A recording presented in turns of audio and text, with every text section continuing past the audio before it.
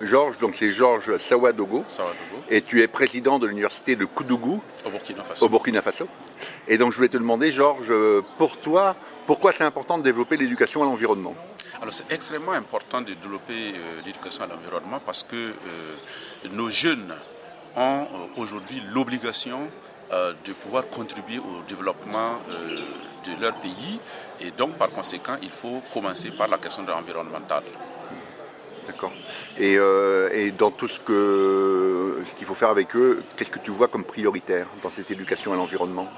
Alors je pense qu'il faut qu'au niveau déjà des ministères, on revoie un peu tous les curricula et toutes les offres de formation pour que les formations soient adaptées, contextualisées, et que ces jeunes puissent véritablement comprendre les enjeux liés, n'est-ce pas, à l'environnement, et que, comme je le dis, qu'ils puissent contribuer au développement de leur pays et surtout à la protection, n'est-ce pas, de l'environnement où ils vivent. D'accord.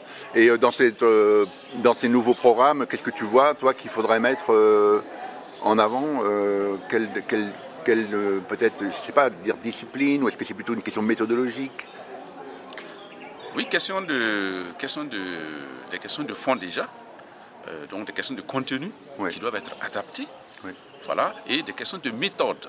Au Burkina Faso, par exemple, il y a de cela quelques années, on a changé un peu les contenus de certains manuels de lecture, notamment Lire au Burkina, où il y a effectivement une introduction de nouvelles notions liées à un certain nombre d'apprentissages qui partent, n'est-ce pas, de savoirs locaux et qui partent, n'est-ce pas, du terrain. C'est extrêmement important. Voilà. La dimension culturelle tout à fait, la dimension africaine. Voilà, les savoirs locaux, ouais, et bien sûr partir aussi des valeurs sociétales, n'est-ce pas, du Burkina. C'est extrêmement important.